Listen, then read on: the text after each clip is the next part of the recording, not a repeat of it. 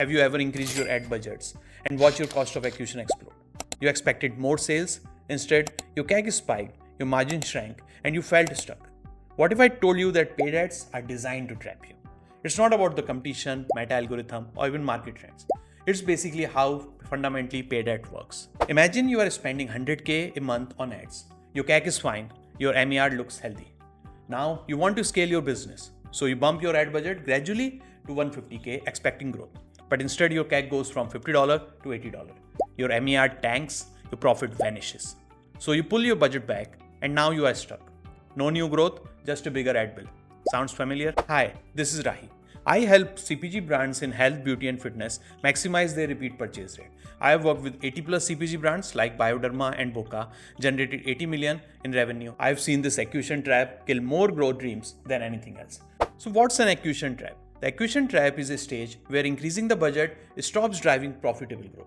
You pump more money in, you get fewer results out. You change creatives, you test more hooks, but numbers don't increase. Your ads are still running and you are running on a treadmill. Faster, harder, still in the same spot. Many brands grow very fast in paid ads in the initial 1 or 2 years, but then they hit a wall because at some point there are no new customers at your desired CAC that will buy that product. Your market low-hanging fruit is gone. You can still go after the top of the funnel audience, but now your economics stop working. Basically, like in CAC market adaptation, innovators, early adopters, early majority will always have a lower CAC. And as you go for the late majority or a wider audience or more top of the funnel, your CAC will keep on increasing.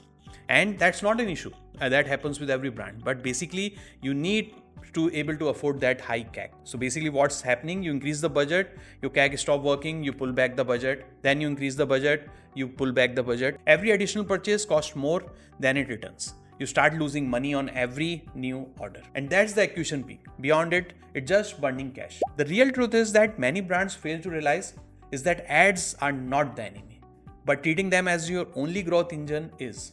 More customer doesn't mean more growth. More from every customer means equal growth.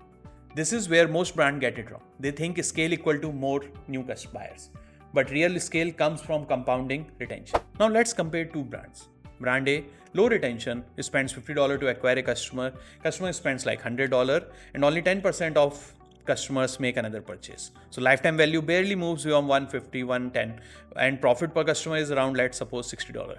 Now with high retention for the same $50 CAC, and the customer spends the first order is always let's say $100, but now 50% of customers return for more and the lifetime value climbs past $300. Profit per customer becomes like $250. Same CAC, same ad spend, but brand B has tripled the value from each buyer. Now they can spend more on acquisition. Now they can break the trap and go after the top of the funnel customers. That's where the compounding retention comes into the picture. Retention compounds like interest. Acquire once, sell multiple times. Each repeat orders cost zero CAC, but adds pure margin.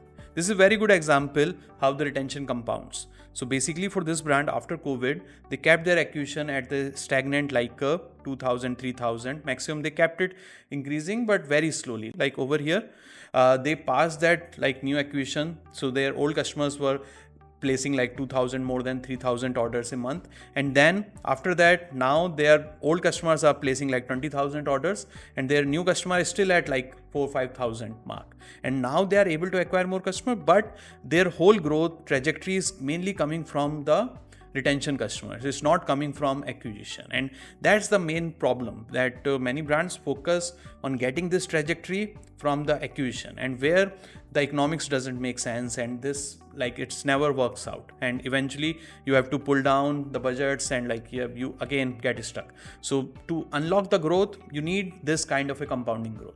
Like in finance, fitness or any other system, scale doesn't come from adding, it comes from compounding. So what's the way out of acquisition trap? You need a repeat purchase flywheel, a system that converts buyers into repeat buyers, into loyal customers. That's how you unlock higher profit per customers. Lower your CAC, payback period, stabilize your growth without scaling ad budgets. Now in this customers, then you get the second purchase. Once you get the second, you try to get the paid subscribers. Then you can move them to membership or loyalty program, and then you get again either they refer someone or something, and you get the new customers also from there. So the whole flywheel keeps on running, and basically it's compounds. initially there might be 100 people, but once you keep on adding more people, 100, 200, 300, and then once they are coming back after every 2 months, 3 months, then the whole wheel start running really fast. And think reorders like reminders, post-purchase, nurture journey, loyalty triggers, VIP flows. Retention amplifies your acquisition instead of fighting it. Benefits of retention. So I have done other videos deep diving into retention, but here's a short version. Loyal customers buy more often. Loyal customers buy higher ticket sizes. Loyal customers show up more at critical moments like your Black Friday, your special Christmas, and like new launches. And loyal customer lower your future CAC because they will refer new customers. So retention isn't extra. It's a multiplier that turns growth into scale. So whatever you acquire, so acquisition and retention are not enemies or like they are not they are each complementary to each other. So you acquire few and you try to get them like the max juice out of those customers. If you are stuck, stop chasing more strangers at escalating cost. Start nurturing the customers you already paid to acquire. That's the only way to escape the acquisition trap. I am Rahi, and we help CPG brands like yours to build retention flywheels that scale profitably without scaling ad spend. With our custom repeat purchase maximizer, in this we look at like 3 phases like map, activate, sustain, and we have like 9 steps. So we look at your patterns, we decode customer voice, we map the journey, then we look at the nurturing, then we reorder, then subscriptions, and then we look at the loyalty program memberships and like winbacks and all, and then we push it across like direct mail, SMS, WhatsApp, like everything omni-channel. And that's the basically our framework, and we have a video on this channel. Check out the repeat purchase maximizer video on this channel and subscribe to learn more about growing your brand.